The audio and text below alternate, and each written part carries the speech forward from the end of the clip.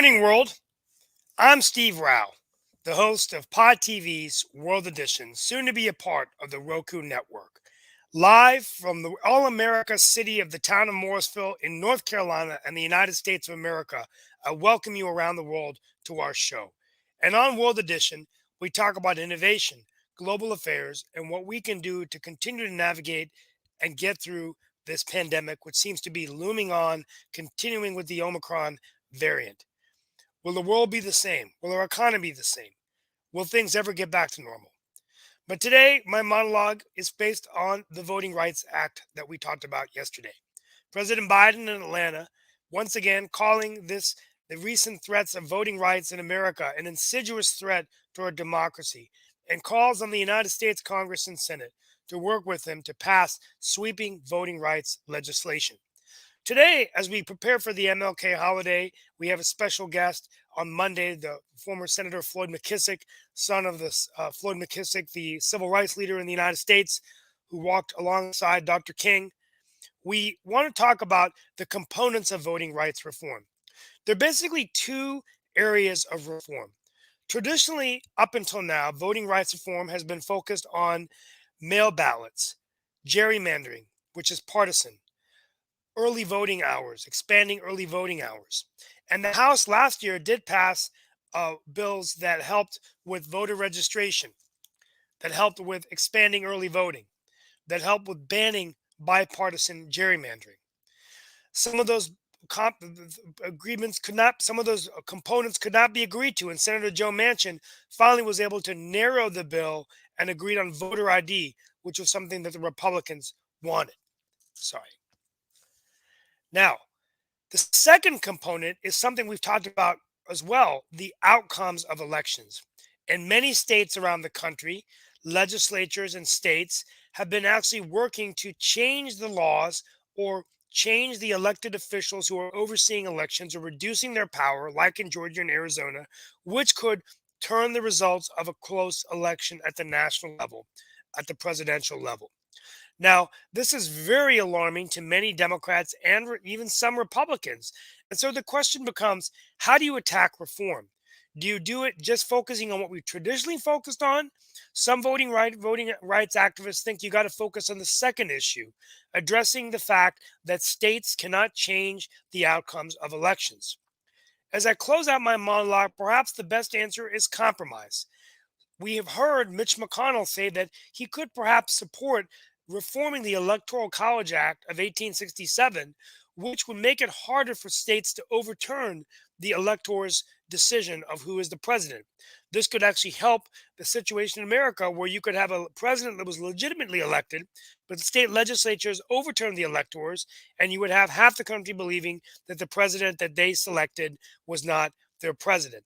There's also been efforts, Joe Manchin has produced a result of having voter machines generate paper ballots, which would be interesting, and also continuing to look at gerrymandering reform and campaign finance reform. At the end of the day, I believe the answer is bipartisanship. Rather than try to push something through right now with ending the filibuster, which is what President Biden wants to do, it's very unlikely that the Republicans or even Joe Manchin or Kristen Sinema would join President Biden in his efforts to end the filibuster to pass the basic voting rights legislation or even ambitious voting legislation that tried to attract the first category of gerrymandering, mail balloting, and early voting with affecting state efforts to affect outcomes of elections. Perhaps the answer is a bipartisan approach, taking the central components of our democracy and seeing what Republicans like Mitch McConnell and Democrats like Chuck Schumer, Joe Manchin, Kristen Sinema can actually agree to and get something passed. One thing is clear, as we head towards close to MLK holiday, you would think that voting rights would be something that we all agreed upon, that the strength of our democracy would be something that we all agreed upon. Well, perhaps this is an opportunity to once again march together and find a solution for the Republic of the United States of America, for a right that we treasure so much, the right to vote. With me today, we have with us Mark Lee and that was off the cuff. I swam a mile this morning, got literally ready, and was in time. I had an early morning meeting and knocked out my swim. But hope you enjoyed the monologue. I Um, thoroughly enjoyed the monologue, definitely about voting rights and everything. And we do have, of course, that master of chess. And of course, he's also got other things going on as well, including investment. As a matter of fact, he'll be talking about investment later on today and everything in that regards. That being, of course, Sasha Starr. So Good glad to morning. have Sasha with us and everything. Um, and actually, I know that you got some things, including the voting rights that you were talking about. And I don't know what other ideas and conversations that you want to have. But one of the things that I saw earlier today was that the Labor Department reported that the figures around inflation, and apparently inflation has become the number one issue or in terms of Americans' thoughts and everything, because they said inflation jumped in December at its fastest year over year pace in nearly 4 decades, surging 7% and raising costs for the consumers. And one of the things that they said was that this is actually displacing even coronavirus as a public concern. So they're saying that a lot of people are worried about these rising prices, especially low income families when they're having a hard time affording basic expenses. So this is something that they're saying could even be more of a threat to the Democrats and everything than the handling of the coronavirus. And so I guess I'll turn that over and see what Sasha's thoughts well, are about that in the sense of inflation, in the sense of maybe this even being a more important issue than the whole pandemic. Because I was actually surprised when I saw that there were polls that said that this was more of a threat than the pandemic in terms of the political future of Joe Biden and even congressional Democrats. But you're into the inflation and definitely into the economic sphere. So I'd love to hear your thoughts. well, first of all, thank Sasha. Please chime in, and I wanted to after you finish that thought, come back to the voting issue because it's very interesting, and I'd like to learn in Canada how you guys deal with these kinds of issues. But Sasha, please, can you give us some insight on what Mark asked you? In Canada, the voting issue, at least in my memory, it was never a problem, never been discussed. It goes on for last, I think, 100 some years the same way. And I've never heard about the one party or another challenging results of the election or doing Yeah, a count or anything. It well, just never happened. yeah, well, and my point of my monologue today was that I think sometimes strategies and plans, just like in business, shift, right? And so up until now, the Democratic strategy has been let's focus on gerrymandering, let's focus on voting rights, let's focus on not having voter ID. But since the last year, we've seen a significant effort with states changing the laws to affect outcomes of elections. And so I don't think this is being effectively communicated by the media. But the fact of the matter is, we could be headed in a situation, unless there's reform, where state could switch the electoral vote. This could happen. I've researched this before I came on the show today. I spoke to Senator Jay Chaudhary, who's the minority whip of the Senate. And Senator confirmed to me that yes, that could even happen in North Carolina, where the legislature could change the laws and allow the electors, or they could change the electors, the legislature, so that even if Donald Trump, let's say Joe Biden won the race, that the North Carolina could turn the other way, and it would give that state in favor to the Donald Trump, for example. So Steve, but I, wait a sec. It's almost happened last year, and Mhm. yesterday I saw evidence of that. There were two slates in at least five of the six contested states. There were two slates of electors, one official, as it should be, and another one prepared with a completely different slate, which would definitely vote for Trump to Right, become president. yeah, and I think It's my almost homework, happening, so it's. I wouldn't be surprised if it will happen in the United but States. that's but I think there would be a war which will decide which party will be in so let me power. go. Okay, thank you. So let me go to Mark Lee. So Mark, here's what I was trying to say. It never comes Mhm. out the way you want it before you have your cup of coffee in the morning and a monologue on global television. But what I was trying to say is that don't you think that it's a more serious problem of what Sasha just said? The fact that you could have these separate sets of electors, and all of a sudden, the Secretary of State no longer oversees elections; it's the Republican Attorney General, and that don't you think that's maybe a graver threat to democracy? Not that this other stuff isn't important, but if we focus all of our efforts on voting rights and voter ID, and we don't work with people to get the other stuff done, then it could be affecting our democracy. And like Sasha Starr said, maybe we are going to go to war.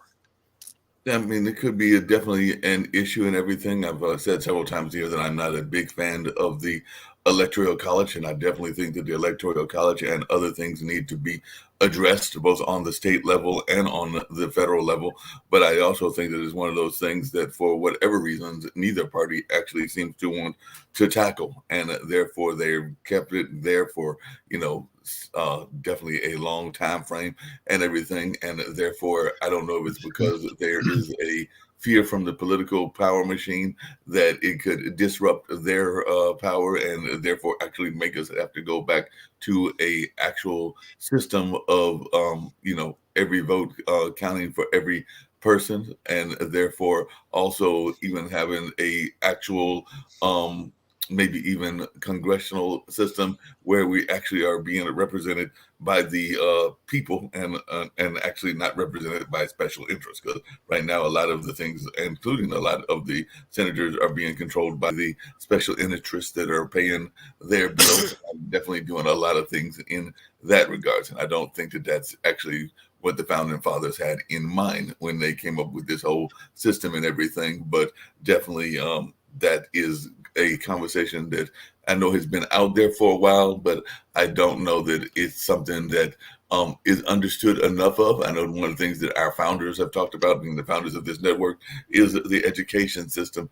And a lot of people don't even understand how Congress works and how bills are passed. I mean, I remember growing up and there was a very popular kind of like public service announcement that was inserted in even some children's programming and stuff like that. And I don't even know if those things are even out there. I remember there was one called "I'm Not Just a Bill" that tried to explain how bills are made and things along those lines. So while PBS may have some issues, they did some very good programming in the sense of informing people as to how things are working. And I have not heard enough of that even in this modern day time. So part of it is that there's a lot of folks wandering around that don't even understand how the system is run, and therefore they're just letting it be run kind of haphazardly, in my mind. Yes, I mean it's Sasha. What are your anyway? Let's go back to voting in Canada. I mean, do you believe that it's just I mean, you have voter ID in Canada, but it just doesn't seem like Canada talks about voting rights as much. So just people are happy over there, right? Well, if you have voting rights, but you don't have ID document, it means you forgo your voting rights, because you cannot have both voting rights and absence of basic ID document. Could be driver's license, could be social security number, could be just any document, or even your medical card. Just something to which identify you as, if you say that your name is Mr. Star, so you actually are Mr. Star, and you have proof of your identity. Then you have both. You have proof of identity. You have right to vote.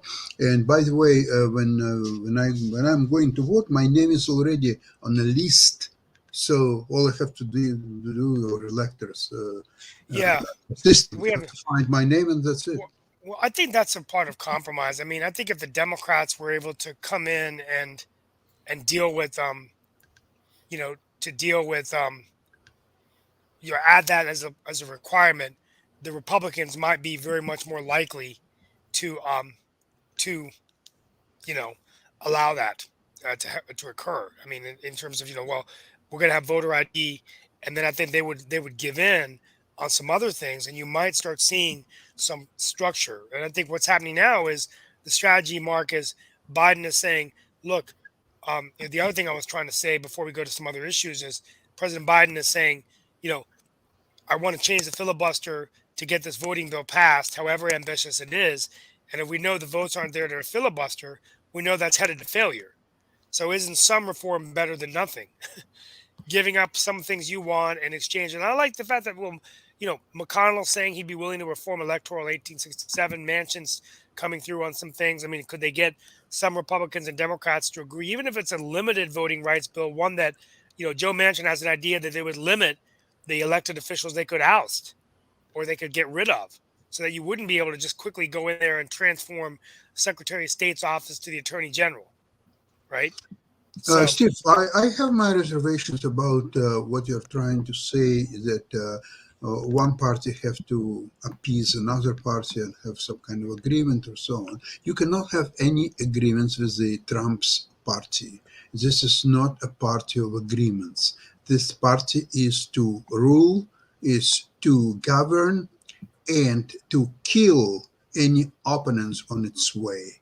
So even now, when supposedly Democrats have control of the House and some Senate control, presidency, and it struggles almost every move it makes. So watch what's going to happen if the Republicans will take over the House and Senate. Never mind presidency; that's another story.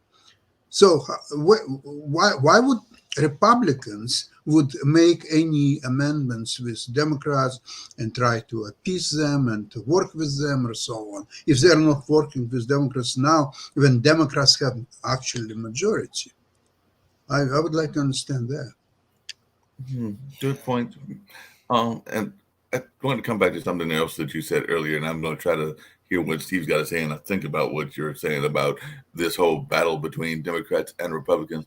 But I was trying to do a little bit of thought and research around the country that you're in and everything, that being Canada. And it does seem that Canada has had some issues around voter apathy, because they did say that the 2019 election, I don't know what the figures are for this last election y'all had, but the 2019 election saw a 67% voter turnout, which is a dip from the 68.3% in the 2015 election, and not too far ahead of the lowest ever turnout, which was 58.8% back in 2008. And there's even been some talk of Canada going in trying to get a proportional representation system, which I guess would be similar to what the U.S. system is and things along those lines. So I was just wondering, is that still a conversation that's going on? Because like I said, when I did hear this, it does seem that there is at least some level of voter apathy in the Canada, just like there is in the United States. And I've heard the same thing in places like Australia and England and other parts of the globe that are part of the Western nation. And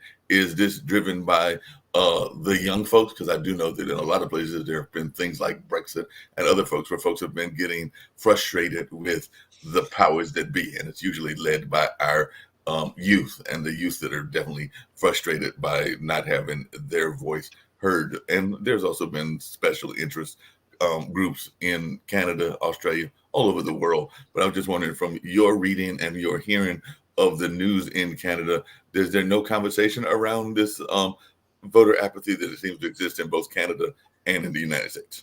In Canada, these conversations are shortly before the election, maybe few weeks before the election, and maybe another week or so after the election. Other than that, there is no discussion of any kind, simply because people busy with their lives, and there is no much difference whether it will be government of Trudeau, as much as people dislike him and his government. I'm one of them, but the problem is that the conservatives, progressive conservatives, they don't have a viable leader, and they had one before that, and now they have one that probably there will be a review of his leadership, so there will be another elected leader maybe anytime soon.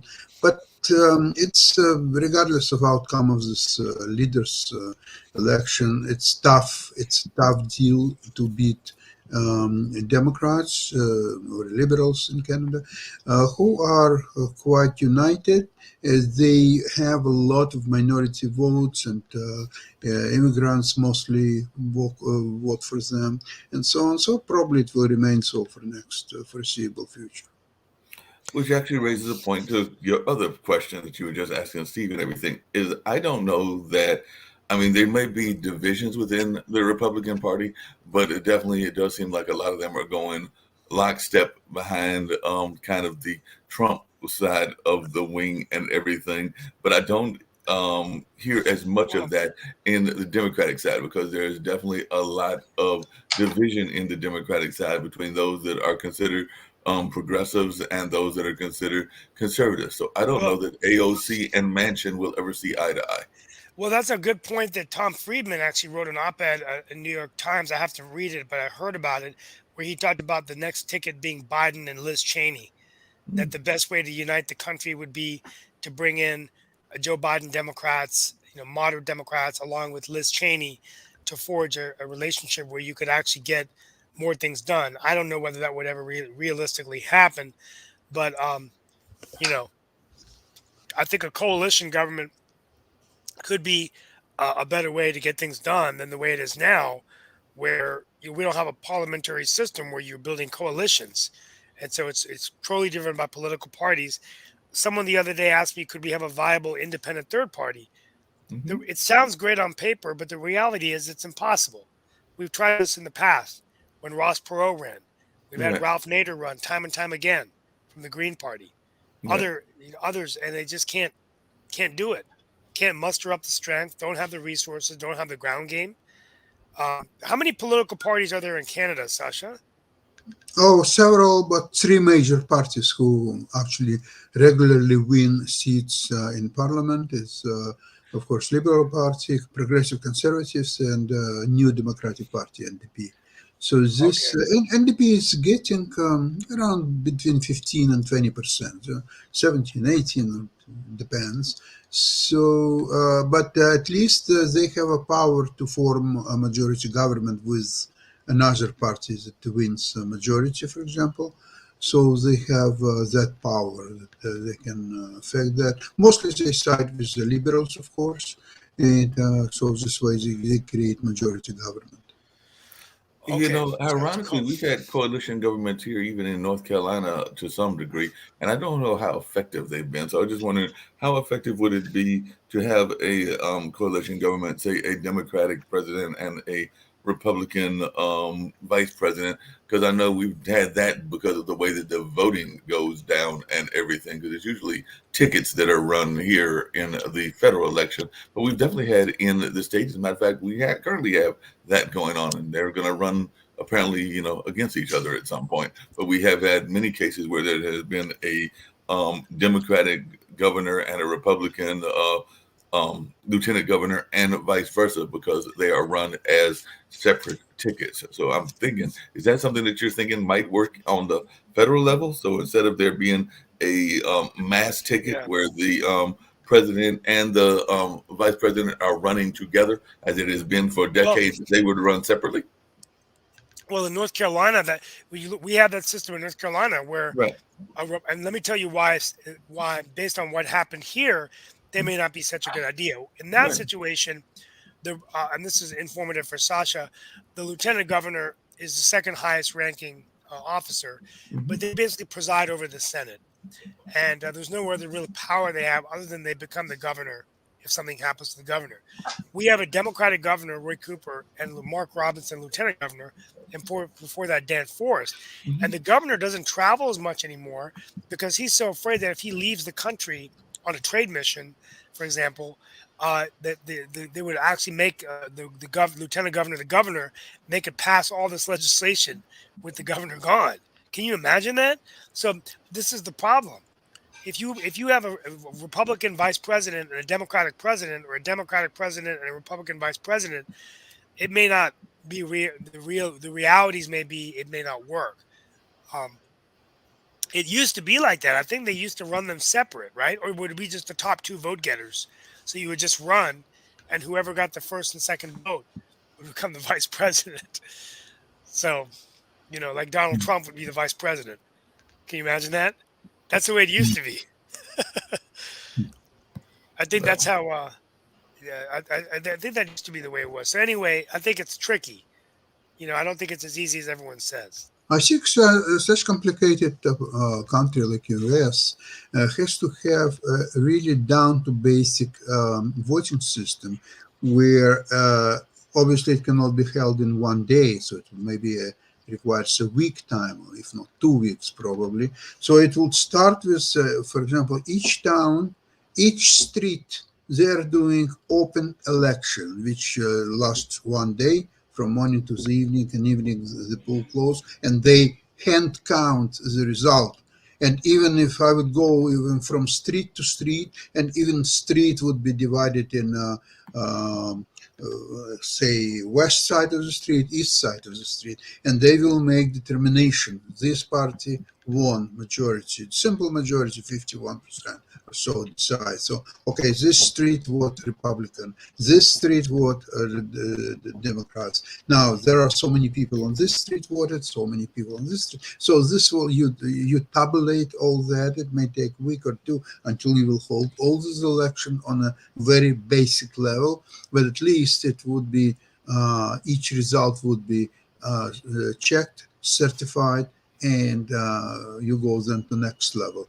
So that's probably the only way how we can hold elections. And of course, going for simple majority, exclude this outdated, it's a 100 years old rule of electoral college, just throw it away. It's nothing, it's garbage. Have we gotten away, and this is a question both for Sasha and Steve, but I think I'll throw it to Steve first.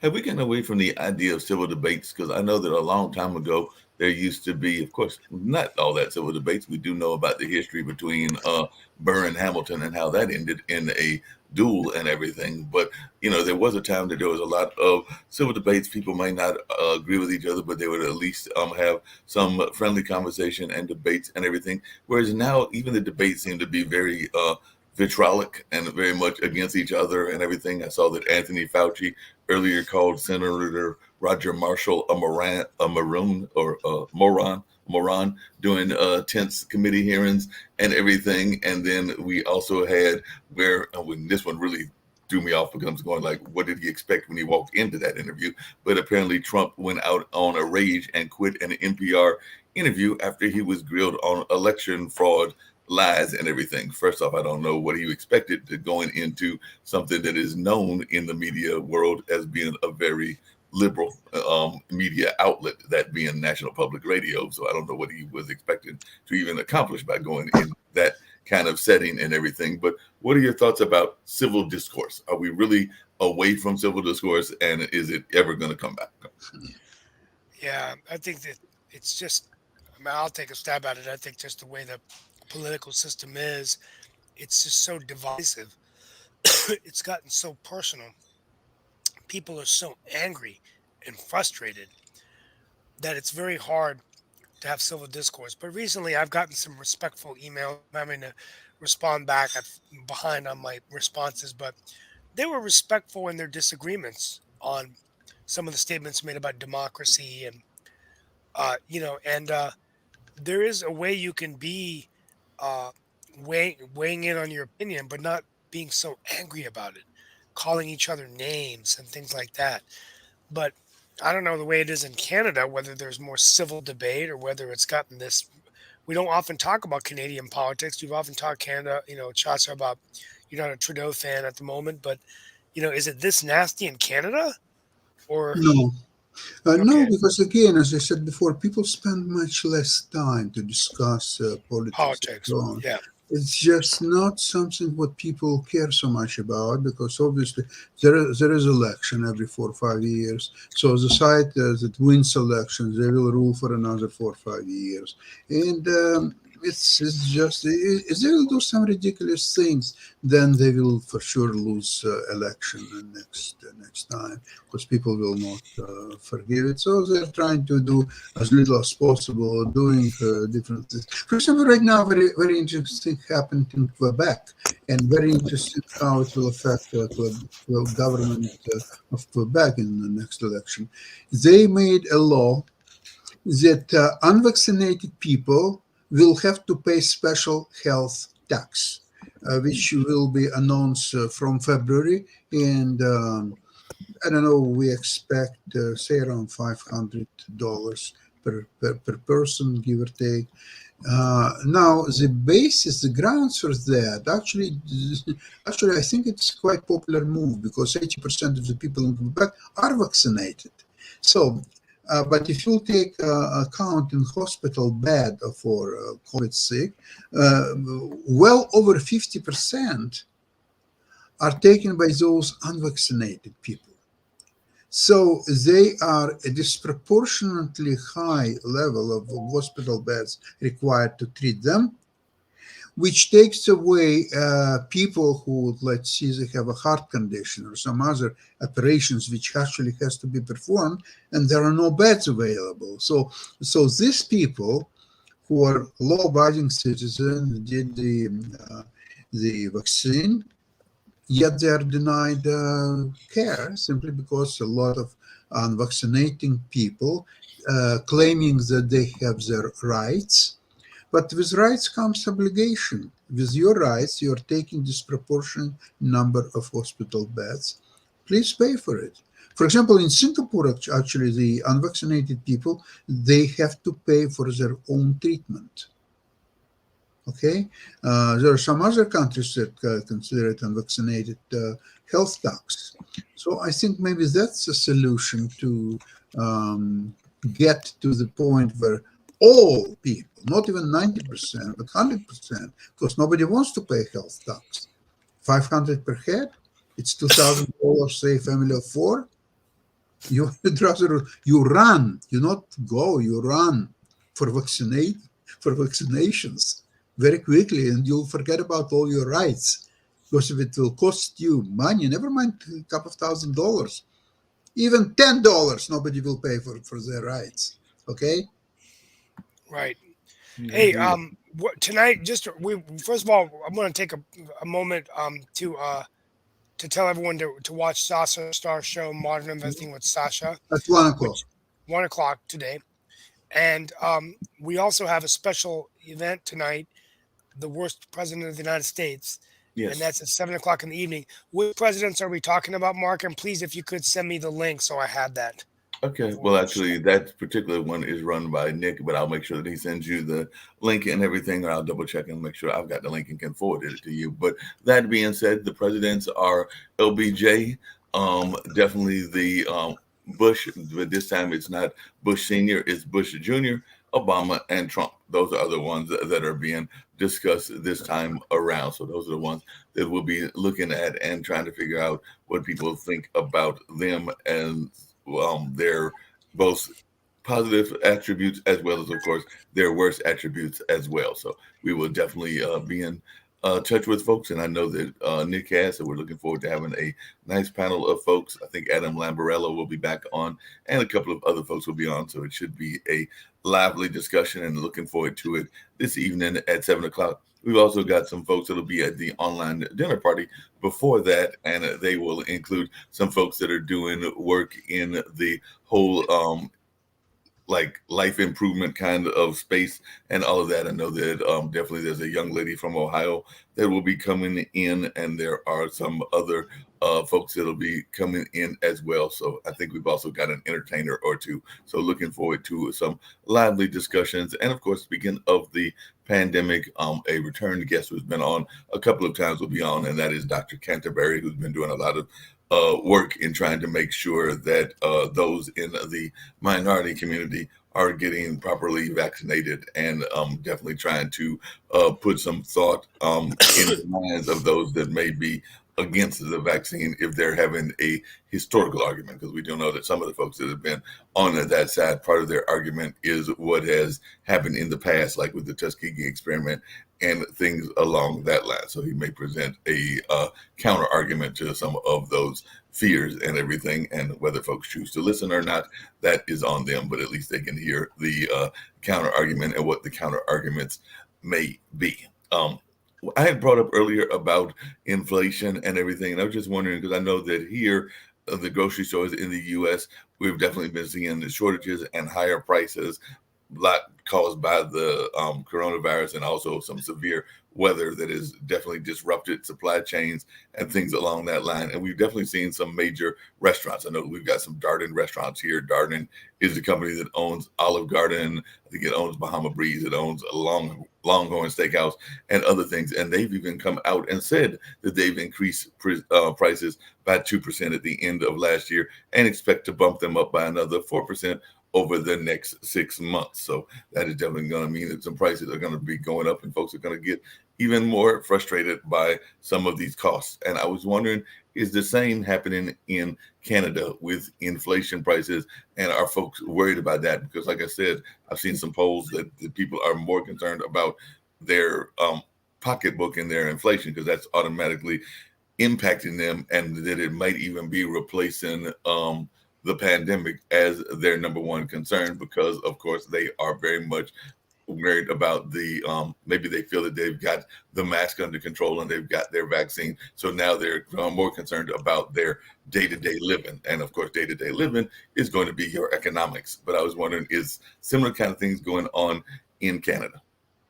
In Canada right now, the Omicron variant is much bigger concern than economic because look, it doesn't matter what kind of job you have and whether your income is great or not so great, but if you have Omicron variant and which could lead to other complications or so on, then all your income is becoming meaningless.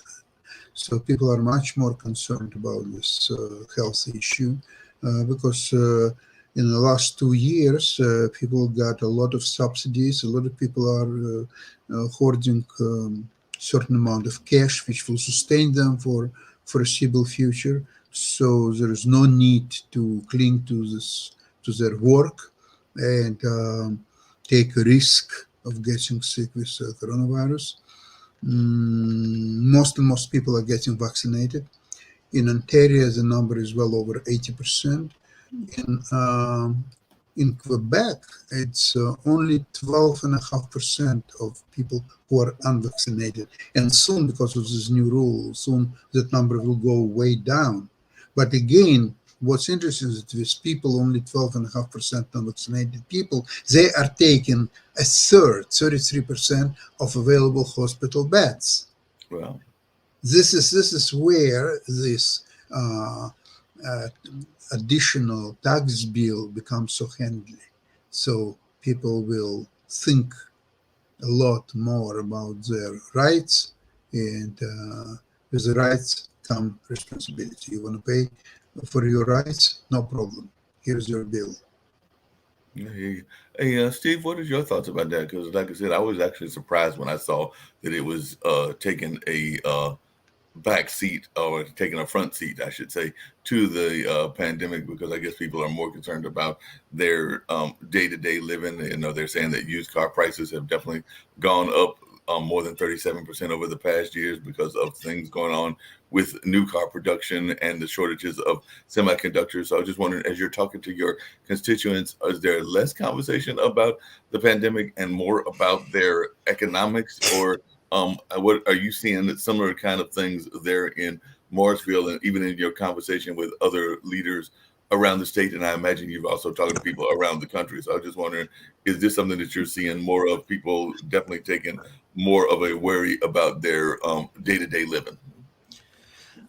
Yeah, I mean, I think so. I mean, we're seeing employers are really having a hard time finding people to work. That's one trend I'm seeing in Morrisville, the Triangle, and across the state and country. Number one, um, there is a significant amount of people that have just decided, for whatever reason, um, they were getting stimulus checks, decided not to work, and now they're having a hard time getting back moving. You know, you get lazy, you get excited. You're living at home and buy the basic essentials, um, but your cash doesn't build up a lot, right? So you can go through your savings and then don't have as much disposable income to invest or to save for your future. And I'm also hearing a lot about tuition bills being too high, paying for the kids' education. So yeah, our lives are disrupted, and some people frustrated with remote work and Right. virtual environments, almost a fatigue. I get it. I have to. That's one of the reasons. Well, we've gone back to doing a virtual, all day on Zooms or whatever. And sometimes I run a lot because I get out and break up my day, getting some sun, getting some air on my face, and then come back. And so I'm doing a virtual marathon, and it's amazing. I've run. Uh, like in 1 week, I ran 60 miles and swam a mile a day because the exercise gets me out and then I can come back at my desk, right? Rather than being cooped up in your house all day. So there's definitely a fatigue going on that way, Mark. Yeah, Is right. yeah, I hear you. There's definitely a fatigue. Folks are definitely getting tired of doing the Zoom meetings and that, but it does seem like it's more and more people that are going to have to deal with this. I've even heard some people speculating that if we ever go back to regular work, whether it would be a 5 day work week, because I've heard some people, speculating about wanting 4 on, 3 off, or 3 on, 4 off, Yes. and definitely having some conversations around maybe even if you did a 5 day work week, yeah, 5 day work week, whether that days would be split. So maybe you were doing 3 on, 2 off, or vice And versa, and things along those lines. But I was wondering, is that stuff that you're hearing in oh your yeah, and own conversation? that's a great point. And I'm going to talk. I'd like to get Sasha's feedback on this. So at the economic forecast that was held by the Raleigh Chamber, there was Todd Pendo, who is the CEO of one of the fastest growing companies in North Carolina called Pendo, and they've up to like 700 employees now in Raleigh, their offices in downtown. But what he said, and this is true, is that now what employers are doing, they're having such a hard time finding the right people and keeping people, that they're coming and offering these 4 day work weeks, 3 day work weeks too. And they asked, Todd Pendo said, I would definitely not do that. I'm not gonna, that you couldn't operate a business and report to investors with a 4 day work week, right? But Why? Sasha, what Why is your? you think? I don't I know. don't understand that. He didn't really. If you I have don't know. That's what his 700 opinion. workers and some of them are working from say Monday to Thursday, some others from Tuesday to Friday. So Yeah, maybe the ship, but what if? Well, I think what Todd was saying was that as a share, a company that's driving market share and obviously being a CEO of a growing company, worrying about revenues. Yeah, it might be good to do shifts, but you cannot make a promise that you're just going to have a 4 day work week or 3 day work week. I mean, you just can't. I mean, as someone that's run a business before, I don't think you could do that, right? well, You can't it's just. an inducement in a time when you cannot find workers. Anything works. Whatever you might offer, But this is offer them happening. one. Yeah, this Offer is them happening. one work, 1 day a week work. You will not get paid as much, but still. But I think you said it earlier that there is incentives on people Mhm. who were getting a lot of subsidies in the last 2 years, build up their cash reserves, and cut their expenses and staying home most of the time. Actually, majority of people probably don't even need work. Really, Yeah, they don't need work. I They mean, have Well, enough cash to buy the basic thing. Of course, they cannot. They will not live in luxury, so to speak, but they can provide for basic necessities. And it may take years for them to actually go out and seek a job. Maybe somebody could last 2 years, somebody could last 5 years, somebody could last 10 years, and they don't need the job. but I think yeah, but you can get your brain can get very lazy, and so it's Yeah, hard to that's right. Yeah, yeah. But I mean that's people are lazy by nature. Most 99% of the people are lazy. So imagine the luxury. You're staying at home. You're watching television. You're on internet watching your favorite programs and shows, etc. And you don't need to see your boss face. You don't need. You just you're just staying in comfort of your home, and you don't need to see your boss. What could be better than but that? like I've seen, it's funny my work in media, my podcasting and different things. I feel like it's helped me both politically and in my career because it's keeping the mind very sharp. So I've had to read a lot more than I did up until the last 2 years. Right. I used to be a voracious reader, and my own mother kept telling me, you're not reading as much because you're only focusing on your little narrow. Now I'm reading about economics, business, politics, trends, fiction, and that reading and even the monologues, it's stimulating to the brain to Hmm. create, to think on the fly. And I'm telling you, it's changed my life. I mean, I'm writing better now. I'm speaking better. Uh, I have a lot of passion and energy. And imagine if I didn't have this in my life, you can get in a funk, where you're not writing and you're just that part of mhm. the brain just gets lazy.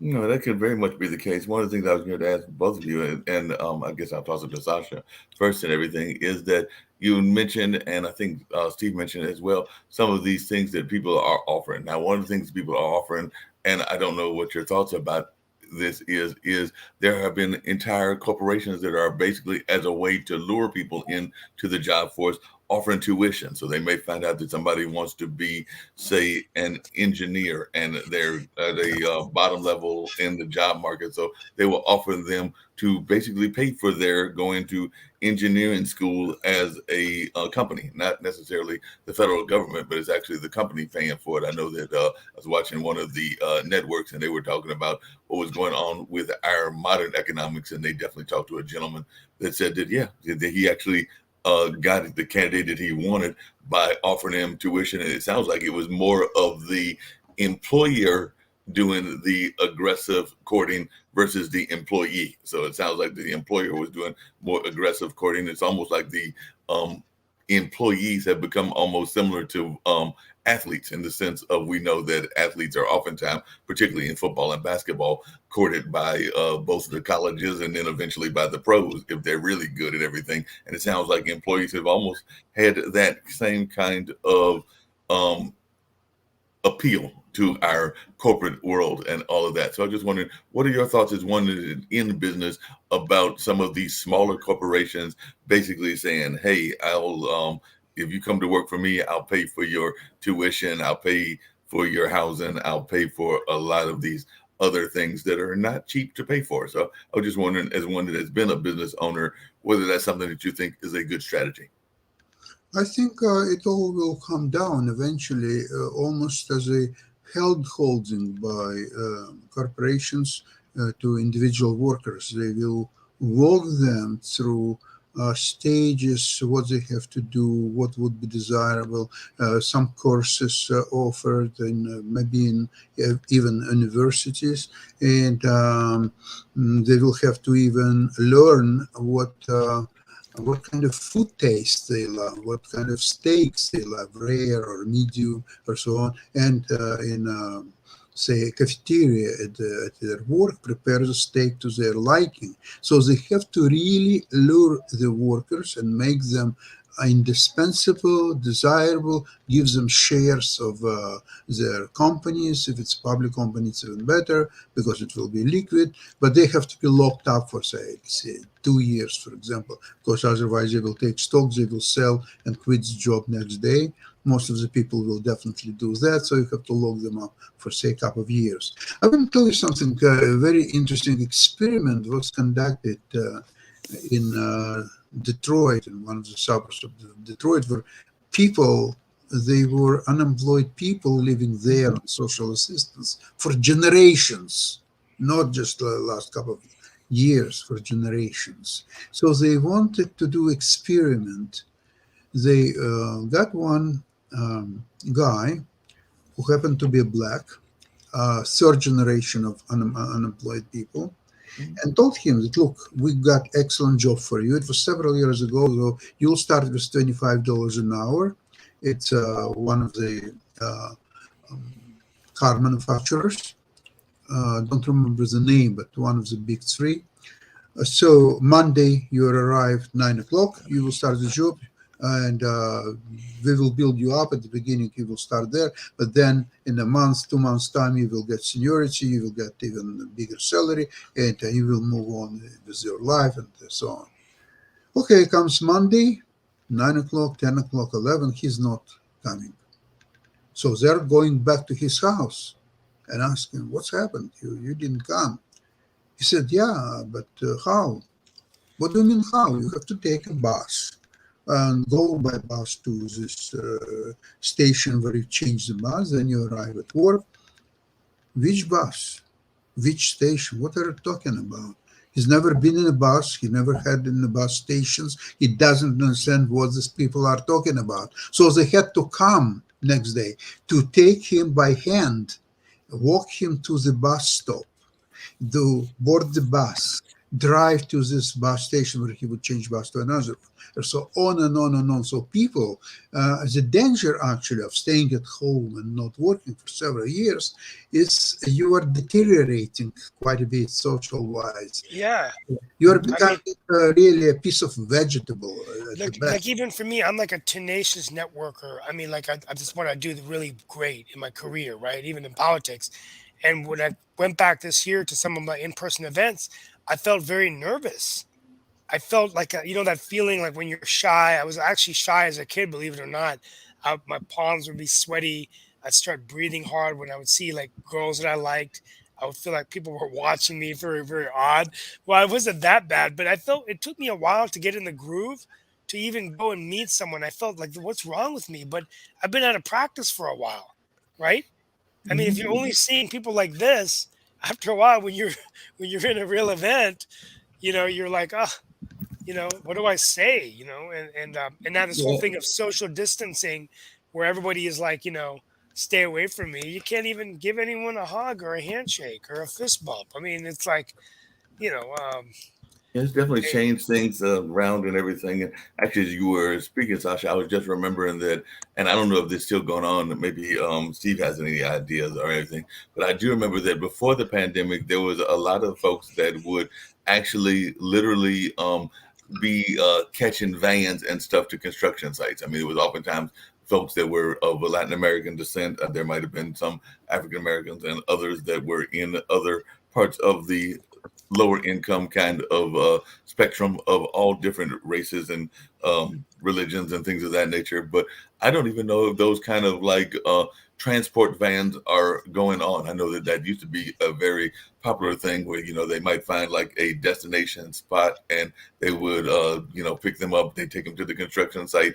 and then they would work, and then they take them back, and sometimes that could even be day labor, meaning that they would literally work for that day, collect their check at the end of the day, and then be done with it and everything. But with the shortage of labor, the shortage of people in construction work, have you heard of those things still going on, Steve, or is that a thing of the past because of this pandemic? I do remember that before the pandemic, it was very popular that you would hear people doing there, and I can do some research if you don't know the answer and hopefully find out if that's still happening.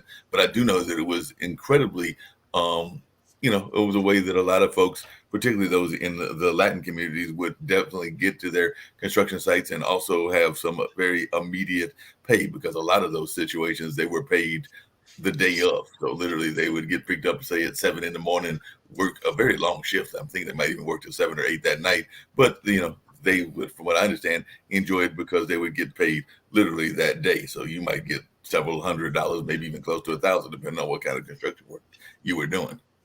yeah, I think I don't know whether it's common or not. I mean, I know work patterns have been shifted Right. and changing and evolving, and so I think it's probably something we're going to continue to see the future of work and shifts. And I think after the pandemic, whether it, returns to normal. Let me ask Sasha this as we're closing out the show. But there's been two theories of inflation. Some economists and people say it's the supply theory, Right. which is that things have been disrupted. And then there's actually there's the demand push theory, that there's just too much cash in the system. And the one of the theories says that because there's so much cash, that people there's too much cash in the system, and that's what driving up prices. Sasha, which do you think? Do you think it's a combination of both, or for inflation? Yeah, yeah, I think it's a combination of both. It's very difficult to say whether it's 50-50 or 60-40 was the right proportion. I'm not so sure. But yeah, for sure, both are contributing to the same thing. And maybe the inflation is still, some people believe that it's transitionary. And in a few months, it will come back to the same level as it was before. It's very difficult to say which way it will work. Very That difficult. makes Yeah, that makes sense. Yeah, At what yeah. point did you, and this is for both of you, at what point did you think that you knew your comparable salaries and your comparable wages in terms of your fields. Because one of the things that I had read earlier in doing some of my own research was that there are a lot of folks that underestimate and don't necessarily Yes. even know how much they're being paid, and therefore they might be underpaid, because there are a lot of people that are, Well, not realizing what their median wages is for their occupations, or not understanding what they should be getting in the sense of being paid, and therefore if they're being underpaid, they don't even know that they're being underpaid. So I was well, I just was wondering. being underpaid for many years in my career, and it's sort of funny what happened. I ended up getting terminated from my position. They downsized, and I'm doing really well in my career, where it's doing consulting and leveraging my network to represent clients to the government, the state government, and federal government. And my wife actually brought that point up today. Why did you not do this earlier? Because I kept working for the base salary and the benefits, and now I have to pay a lot in estimated tax. But the bottom line is, sometimes breaking out on your own. Now I feel like I've driven up my market value, and I'll never go work for a company that's just going to promise me all these things. Because I think all these things are worthless unless you have money that you can take home, cash in the bank. And so my job advice to those in the US is negotiate your salaries before tax. Get as much money as you can before the tax, right? Because once they start taking out the tax, you can lose 20, 25% of your check, right? Now, I understand you're going to have to pay that in tax, but negotiate that and don't undervalue your skills. Everyone has value. Do something that you love where you bring value. And so, Mark, I mean, for you, you're a great radio personality. You're probably below your market value. We all are. So we need to find out where those people are and let's drive it up, right? No, I That's agree. Sasha, hopefully. what point? Yeah, Sasha, what point did you realize your worth and your amount that you should be getting paid and everything? And by the way, before tossing it back to Steve, because we are going to wrap up and everything, it does seem that J.P. Morgan, just as a quick aside and everything, has said that you must either get vaxxed or go unpaid, because they've actually said that 97% of their folks are vaccinated, and definitely they're saying for those other 3%, you either need to get vaxxed or you're gonna get a check at all. You're not gonna get paid. So I don't know what that's gonna do in terms of their rights, and whether those 3% are going to try to take it to the court or whatever. But they apparently are being very hard lines. I don't know if you got any thoughts about that before we toss it to Steve. But the immediate question was, at what point did you know your value? Oh, It's very difficult to establish that's the true value of yourself. It's it's first of all, you have to be determined that you're actually worth something, and you want to extract from your contacts, your contracts, or whatever yeah. interactions, whatever you're worth. I think that's Always, as we close out, and we didn't get to some current events. We talked about the Biden event. We'll talk tomorrow about more stuff, and then I'll be live from PBS on Friday. Initially, they said I would not be able to go in the station, but we'll be talking about MLK, and we got the famous guest McKissick on Monday. Mhm. So please dial in for that. This late Floyd McKissick, the former state senator whose father was alongside Dr. King during his lifetime. He also was a World War II veteran. Um, Yep, and and also had his own city, which we might need Shaquille to come in on that show as everything, because he tried to create the first independent African American city known as Soul City. It was a project that Yeah, did not actually have all that much success, and Floyd may have some but theories as we're, to we're what gonna went wrong with it. and McKissick. Before we close out, McKissick has an interesting perspective. He's going to talk about, kind of growing up and seeing his father as a civil rights icon, living through that as a young lawyer, becoming a city councilor in Durham, then eventually becoming a state senator, Mhm. continuing to raise now grandchildren and children. What was the dream like then? What is the dream like now today? And what does he want our children and grandchildren to learn? So moving forward, and it's quite amazing. So we're so lucky we got him. Um, as we close out today, all I will tell you is that we want to, from our family to yours, we want to thank you for being a member of the Pod TV family, formerly of the IBM TV network. Soon we will be joining Roku, and we might be streaming on many of your TV stations, which is quite exciting. I look forward to working with Mark Lee as we move the show to a new format, a new schedule. We'll probably on television or Roku by March, but we are going to try to get back on a pattern of having guests.